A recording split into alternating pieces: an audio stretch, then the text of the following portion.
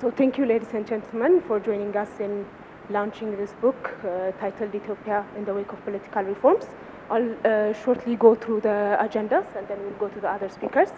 So first we'll start with Elias Wondimu. He's the publisher and editorial director of Sahai Publisher. We have a message from him. After hearing that, we'll Ato Mammo, one of the co-editors, will provide an introduction, and then we'll continue with the two other co-editors, Dr. Jareje and Professor Malaku. After we hear from the editors, we'll then go to the contributors. As you'll hear from the different discussions, we have 20 contributors that contributed to this book. Out of those, we have 5 of them that are abroad but sent us short video message, so we'll listen to that. And then we'll start the panel discussion. The panel discussion will be moderated by Dr. Netzanet. We'll have 4 moderators, 4 panelists. All the panelists are contributors to the book as well. We'll then break for coffee, and when we come back, we'll hear from reflections from the audience. So we'll have an hour of hearing from the audience, and then we'll give chance for the panelists to respond to questions or inquiries that will be raised from the participants. And finally, Professor Malaku will give concluding remarks and will aim to finish our program by 1 p.m. So thank you all again. I hope we'll have a fruitful discussion. To join you to kickstart the launch of our latest book, Ethiopia in the Wake of Political Reform. Even though it pains me that I'm not with you in person, it gives me a great pleasure to launch our latest book in this special room at the Institute of Ethiopian Studies. Just for a second, please look around you and examine the space you occupy and reflect on the space it occupies in Ethiopian history. As you all know, it was in this building over half a century ago, our nation stretched her hands to boldly grip the torch of modern education under the motto in Ge'ez, Kullu Amikru, Wazasanaye Atznu, which means prove all things, hold fast that which is good. Prove all things, hold fast that which is good. And now ask yourself, is this lofty ideal of examining all and holding on to the good been achieved in our country? And most importantly, in terms of the roles of our intellectuals in shaping the political path of the country, have our intellectuals and educational institutions been rendered free to examine and critique political systems they were in? Unfortunately, we know the answers too well. It was not. In this regard, I would humbly say the book, Ethiopia in the Wake of Political Reform, is paving a spirit of a new time of critiquing the ways government is run while it is in power. Through this book launch, we are also celebrating academic freedom in the country and rekindling the hope that our intellectuals, scholars, and educational institutions would be a viable source of indigenous solutions to our political quagmire and problems. For over 550 years, global knowledge production by commission or omission filled our continent, Africa, and our nation. Today, Africa's knowledge production globally is less than 5%.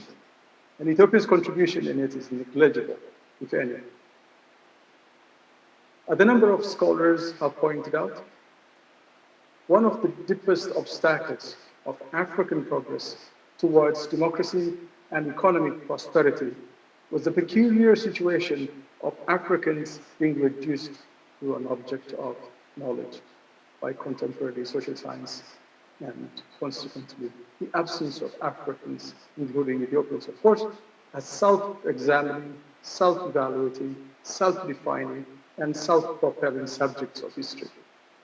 As a result, we have been totally dependent on external, especially European and American definitions, interpretations, explanations, evaluations of who we are and what our problems and their solutions are.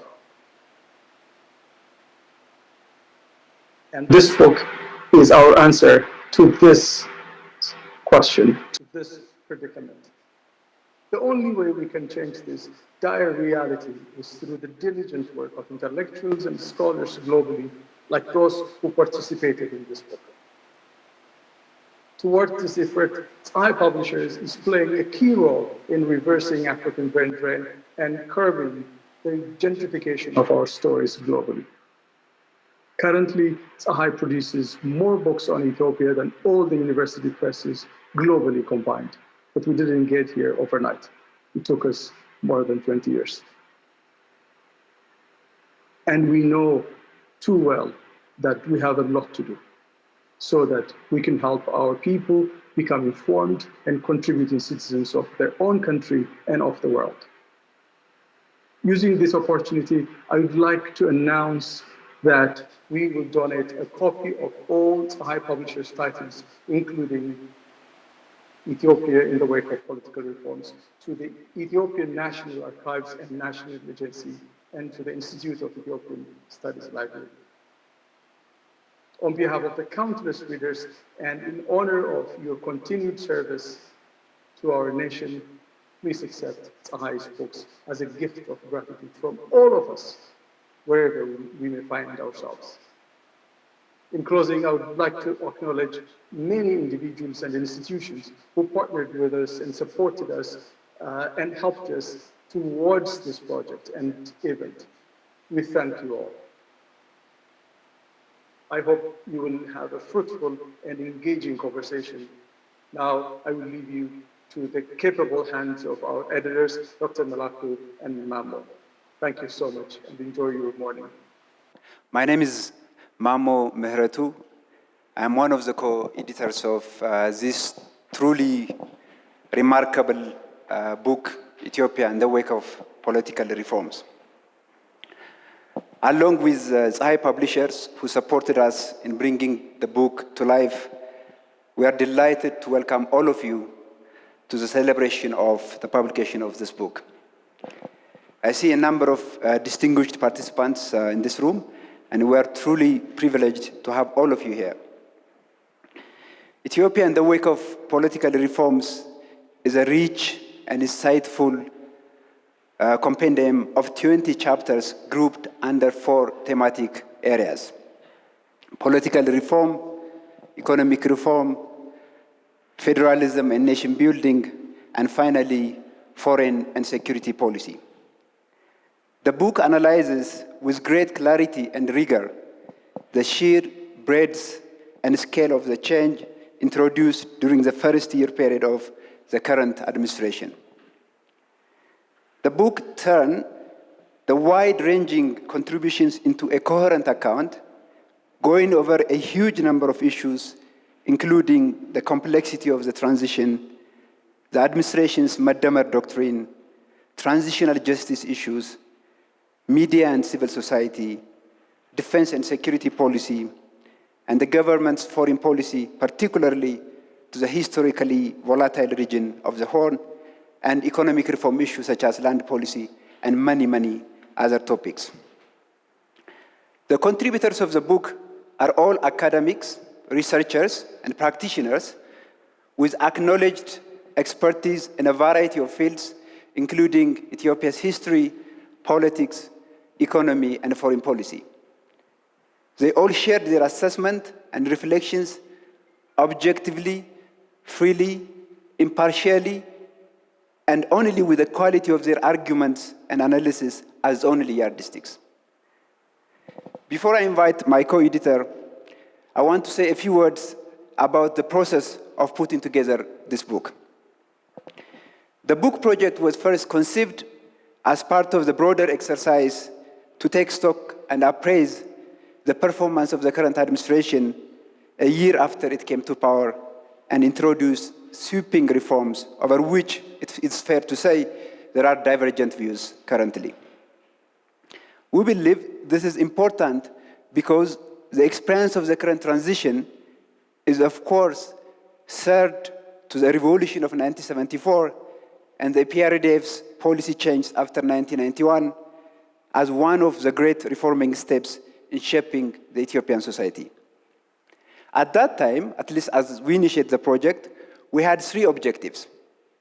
First, we want to place the change in Ethiopia in their historical and geopolitical context, trying to understand their magnitude and implications.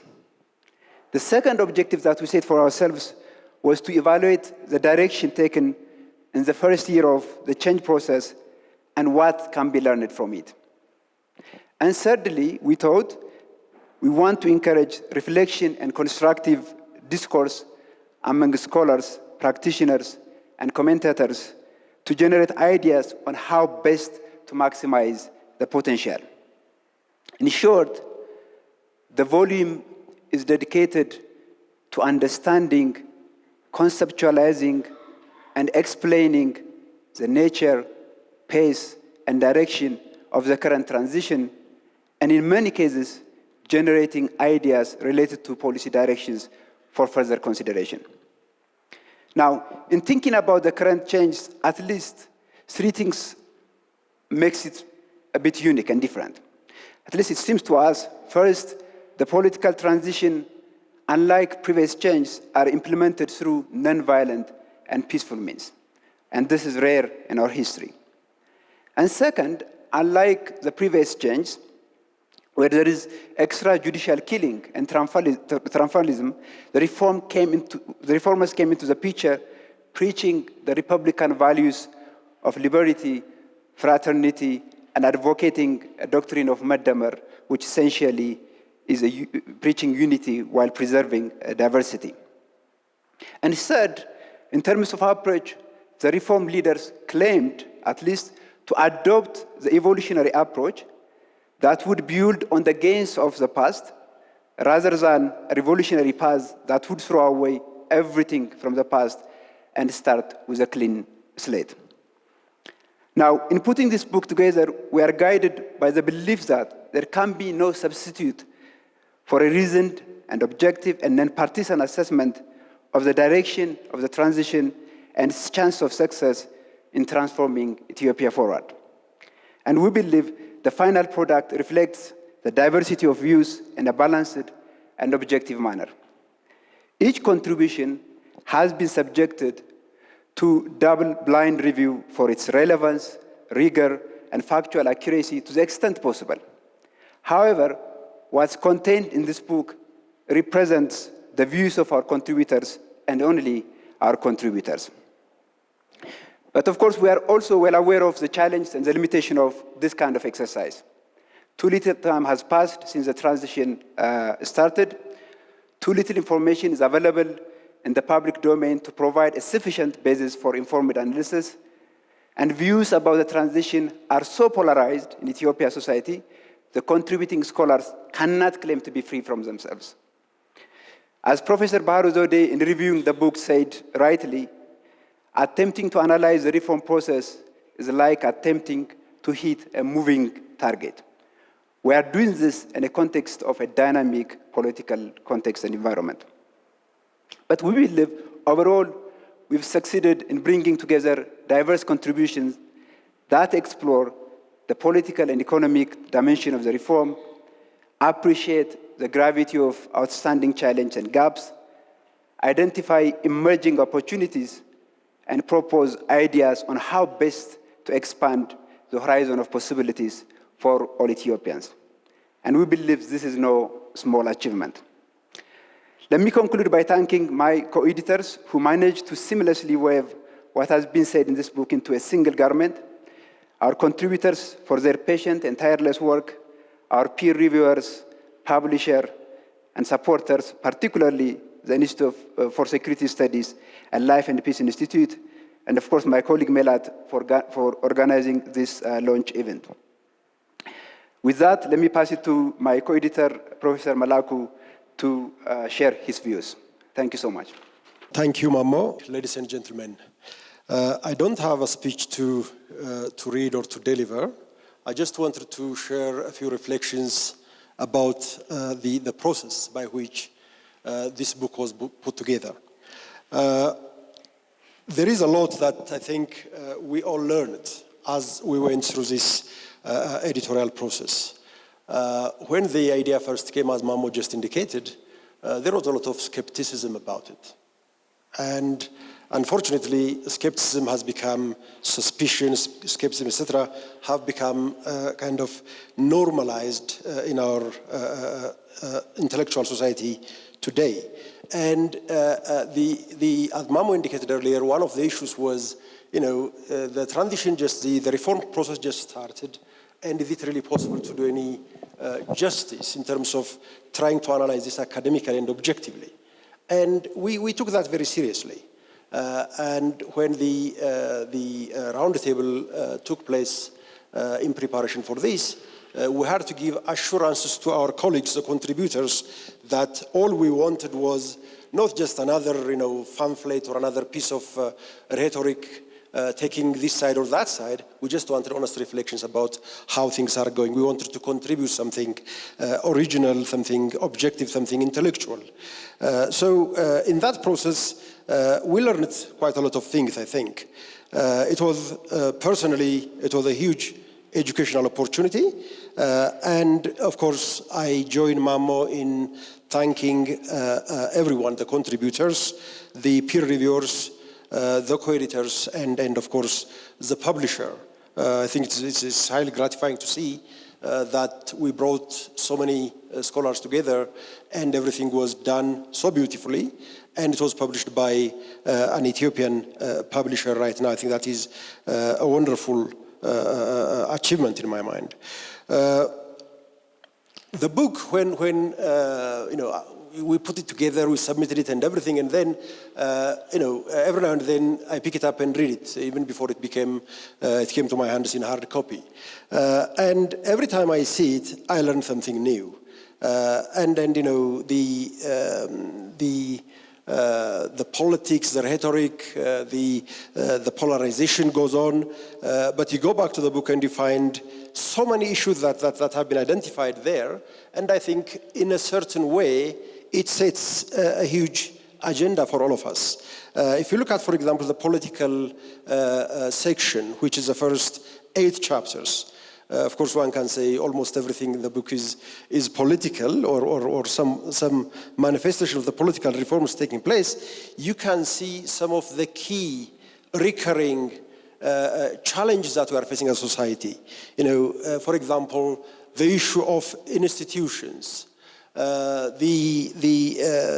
what extent are we actually managing? We talk about it a lot. But are we really finding or even looking for that balance between, the integrity and unity of the country versus our diversity? We talk about it in beautiful terms, but in reality, are we able to manage, the plurality of views, of identities, and everything that we're blessed with? Do we take it as a blessing or as a curse? I think is an important question that we have to look at. Look at even the economic sections or the foreign policy sections, let alone the political sections. The issue of rule of law, law and order, respect for our political differences, respect for individual opinions. All of these are recurring themes. And of course, until we can talk about reforms every now and then, but until the good ideas, the good principles are institutionalized, so they can survive an individual or a group, and for the benefit of society, I don't think we can get out of the woods yet. Another thing that comes out very clearly is the role of the media. And we live at a time when almost every one of us can claim, maybe in inverted commas, some kind of journalists and reporters, thanks to social media. Nobody is there to censor what we say, and the only thing that we can rely on, to the extent we have it, would be our conscience. And unfortunately, we tend to use that freedom and that technological facility platform to to polarize more often than to bring sense and reason into the public discourse. The issue of the economy is critical. We can't talk about our history, we can't talk about many things, but we remain a very poor, country with ingrained poverty and all that. And then the question becomes, is it really an issue of isms and ideologies and etc., or are we trying to find what actually works for our society? Those are issues that come out very, very clearly. And finally, one of the lessons that I have learned for myself in doing this is, yes, there are challenges, but there is also so much that we have learned from this exercise. There is so much that will give us hope. Just look at the depth of this book, and the behind every chapter, of course, as we often say, all of us stand on the shoulders of giants, and behind this chapter, you see a depth of rigorous intellectual tradition behind it. Many of the contributors here are Ethiopians, but we didn't limit it to Ethiopians. We also have people who come from all over the world to share their perspectives. And there is huge interest. There is a huge depth of wisdom out there. How can we tap it and use it to inform our discourse? I think these are the challenges that we have. And I am very hopeful, and I think I will be right to say, to speak on behalf of all the editors, and say that I think this is, our modest contribution to the kind of future that we want, and hopefully this is going to be only the first of many to come. I'm hoping that this will be an inspiration and a challenge for all of us. Thank you very much.